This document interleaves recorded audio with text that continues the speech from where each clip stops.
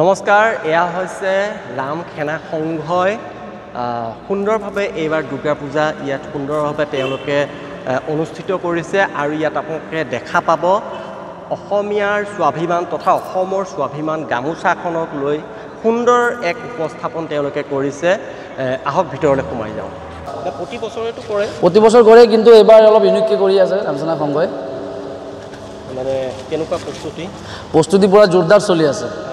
ৰামচেনা সংঘ এবাৰ অসমীয়া সংস্কৃতি লৈ পেলাই অলপ বেছি গুৰুত্ব দিছে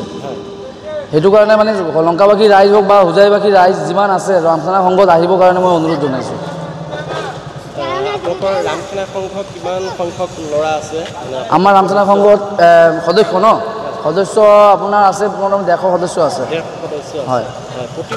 প্ৰতি বছৰে হয় ৰামচেনা সংঘ বহুত পুৰণি এটা ক্লাব হয়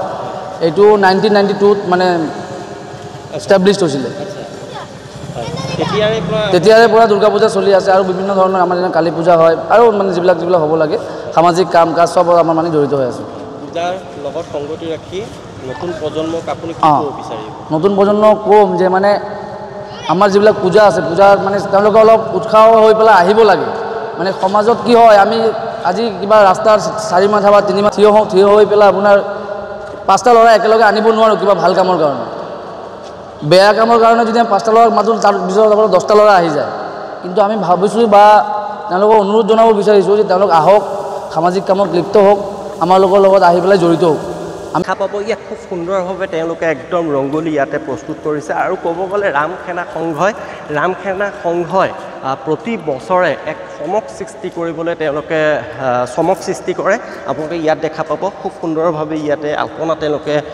এনেকৈ আঁকি উলিয়াইছে আৰু এই আল্পনাবোৰ আঁকি লোৱাওঁতে তেওঁলোকে যিখিনি ৰঙৰ ব্যৱহাৰ কৰিছে বা যিখিনি কষ্ট তেওঁলোকে কৰিছে এইখিনি সঁচাকৈ আদৰণীয় বুলি ক'ব লাগিব আৰু লগতে আৰু এটা ইয়াতে আছে এনেকৈ গোটেই ৰাস্তাটো তাৰমানে 2 নম্বৰ ৰেল গেটৰ যিখন ফ্লাইঅভাৰ আছে সেই ফ্লাইঅভাৰখনৰ কাষত যিটো ৰাস্তা গৈছে সেই ৰাস্তাটোৰ গোটেই ৰাস্তাটোৱে আপোনালোকে দেখা পাব মই দেখাই দিম আপোনালোকক গোটেই ৰাস্তাটোৱে খুব সুন্দৰভাৱে ওপৰত তেওঁলোকে অসমৰ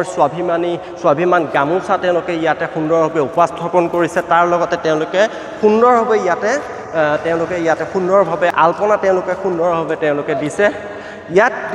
আৰু ইয়াত দিছে চাওক সাইডে তেওঁলোকে ইমান সুন্দৰভাৱে তেওঁলোকে এইখিনি দিছে আৰু ইয়াতো এটা আল্পনা খুব সুন্দৰভাৱে এইটো দেখাই দিয়া অকণমান এই আল্পনাটো খুব সুন্দৰভাৱে দিয়া হৈছে ইয়াত এটা আল্পনা ইয়াতো এটা আল্পনা তেওঁলোকে আঁকিবলৈ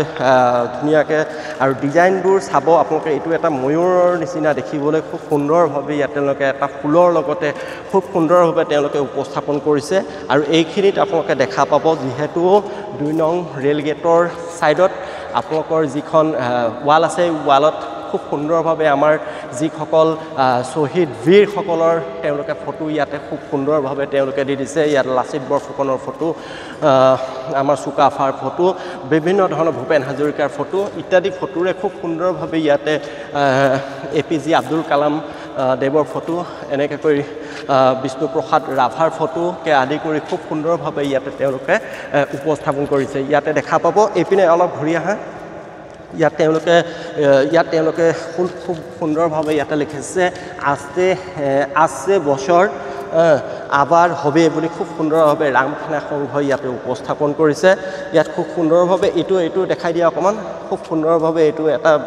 খুব সুন্দৰ এটা বস্তু তেওঁলোকে ইয়াতে তৈয়াৰ কৰিছে এই বস্তুটো যেন আমাৰ মা দেৱী দুৰ্গাৰ যিখন চৰণ সেই চৰণ ইয়াত উপস্থাপন কৰিবলৈ তেওঁলোকে ইয়াতে চেষ্টা কৰিছে খুব সুন্দৰভাৱে আল্পনা ইয়াত তেওঁলোকে তৈয়াৰ কৰি উলিয়াইছে ৰামখেনা সংঘ লংকা তাৰ পাছতে মই আপোনালোকক দেখাই আছোঁ ইয়াতে আৰু এখন আল্পনা তেওঁলোকে